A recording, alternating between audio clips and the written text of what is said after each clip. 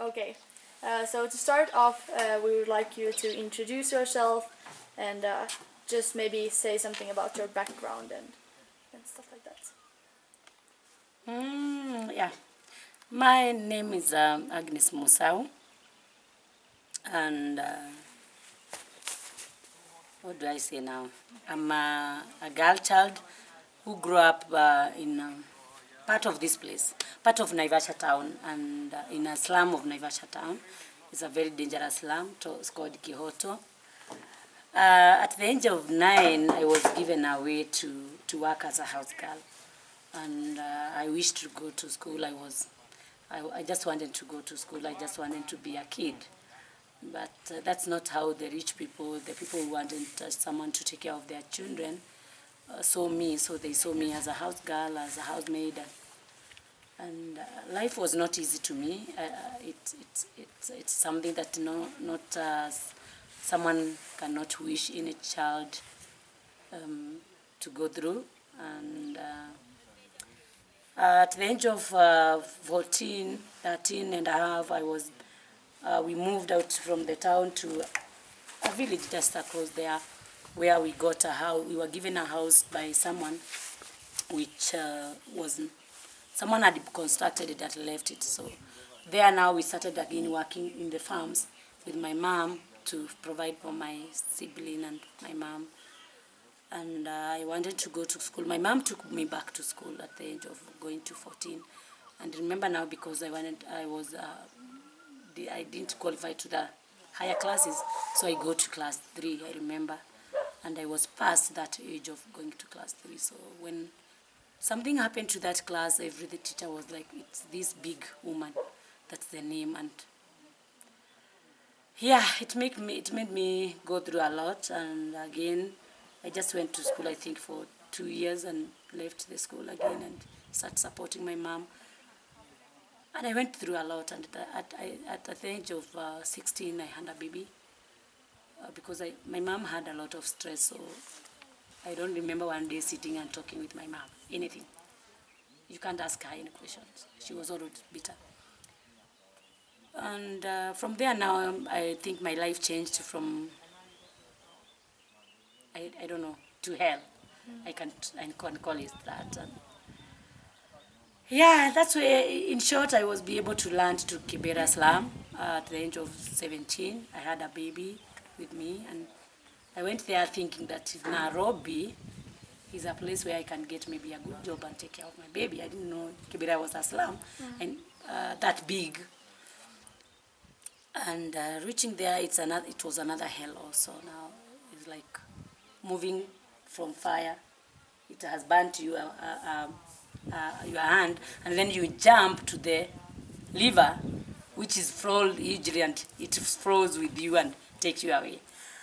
But I think it was my destiny to help children. I was bitter to many people, to leaders, to church leaders, to relatives, and also to people, those who abuse children. That was my bitterness. I had a lot of bitterness with me. So whatever I wanted to do with children was to revenge. I thought, because I remember there was a time I told my mom, if I can be a chief. A chief is a leader of the local village in this place.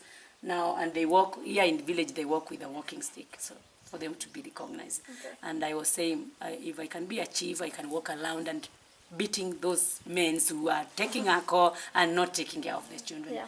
Remember that now I was just a teenager by that time. So when I entered Kibera, I worked for, again, I found that life is not what I saw. So I ran back again. I came to my mom. I left. She could not allow me to give her my baby to take care of. So I ran away and leave her with my baby. Went to Nairobi, and I went to look for a house girl again, now with the aim that I want to get something small, start something so that I can take care of my baby. Okay. I worked again in a place where it was not conducive. And I worked for 1 week and I left. And I got another job to a woman now who saw me as a child.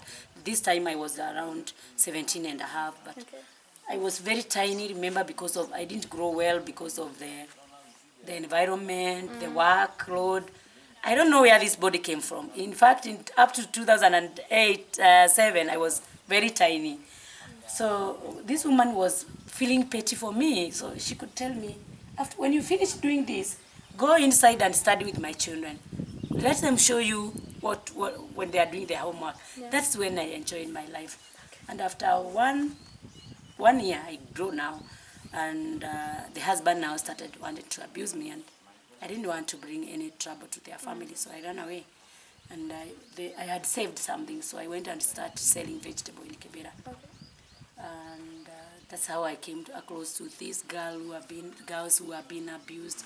I could see you eat, you throw, in Kibera, the drainage are just all over. So I could see someone throw the leftover to the drainage, which is a human waste. Okay. Should we maybe move on to next questions? So how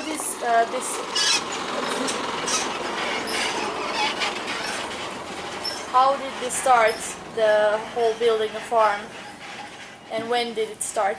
Just you can answer shortly. When I was selling vegetable, as I said, I could saw many children being abused, many children trafficking drugs, and I talked to them, and they were like, we lack food in our village, in our house. That's why we traffic drugs, and we are paid a bread, or I have bread and all this. And I could see many girls being raped in those houses where they sell those illegal blues. And it was always hurting me when I go to sleep. By that time, I could be able to buy at least a little food for me and my son. But I couldn't eat well, excuse me, because I could think of those who now I saw in them, what I went through now, what I was going through. I had picked those leftover before. I had gone without food even for 3 days. I had gone those abuses, so that's how it started. I shared with some women, and instead of us contributing money to buy food for our children, because that's what we were doing, we started contributing money to feed these children every weekend. We were buying just juice and breads to listen to them. I just wanted to listen to them because I remembered all the time I needed someone to listen to me. And that person was not there. So I wanted just to listen to them. I never dream of having all this. Sometimes even I don't believe it's me. Sometimes I think that I am dreaming all the time. But I thank God that... so we started rescuing these children after they told us that they do all crazy things because of food. They are being sold away, the girls, because their mothers need to get money to buy food. So we started that feeding, and they said we would love to go back to school. So we talked to the city council school and talked to people who are buying uniform for them, and we could send them to school. But after 1 year, we had taken 45 children. We had only 2 children in school. Yeah. So we called them again. You said you wanted to go back to school. And then why are you dropping? And then they said, when we go there, they call us thieves. Because remember, this child has come from the house where there is no food. In city council school, they are middle class and poverty level people. So you have packed for your child for food, for lunch and breakfast. And then when they go, they put their lunch box there. I came from my house without taking even breakfast. Maybe I didn't even get supper. And then I will take that to your lunch box. I eat the food. And then the teacher, instead of listening to them, they will beat them and call them thieves. Others, they are being called naughty because in their houses, there is a brew which is being sold in that house and cooked in this house, illegal brew. And the same house is the club. So when it's you who have been in Kibera? No. For those who have been in Kibera, you will go there maybe and be able to see. We will go the home visit. It's just a 10 to 10 room. It's smaller than that one that we have here. Yeah. And now that house, the bed is there, or the mattress is down there. If the mother is selling blue, they do also prostitution, and that child is being affected, emotional. So if the dragon will get out of the house maybe at midnight or maybe few hours before morning, that is when the child will be put a curtain down and sleep. Okay. So she will be woke up still sleepy and go to the class, and because they don't like being shouted because of what they had gone through. When you shout to them, why are you sleeping in the class? They will just become dumb. They don't answer. They will just look at you. And the teachers of the district council school will call them naughty. You have brought us and naughty children here. They will even influence these others to be like them, you see. So they run away, all of them, and go back to school. Okay. So that's how we started the school. Yeah. We thought that it's better we start a school where we walk the journey with them. Yeah. And which year did this start? We year? We started the school in 2001. Okay. May, that's when we registered as a group, and then now we started a day-to-day activity. It was not a school now, a day-to-day activity of playing with them every day. There was no class, there was no chair. We just sit in a corridor like this, a small corridor. Yeah. And I thank God one of them has completed Form 4. This one, he was just giving other stories during the holiday we were here, and he was telling others, if I'm able to complete the school, is the effort of this woman. Because I had hired other children around. When you saw him carrying those scrub to go and sell, Yeah. or getting glue, just run after him, get him and bring him to me. So I was always with him to the chief's camp, to lock him there, to try all the best to rehabilitate him. But look, now he's the best boy that I wished to get. I think if I'm being asked to start again with him, I'll say yes. Yeah. Okay. Now to the farm. How many crops do you have? Like how many Different food types do Yes. you do crops? beans and We have beans and maize. That's what we are doing most. But we are targeting to do fruits. As you can see, if we do fruits in this place, we are not even to look for market in Yeah. Nairobi.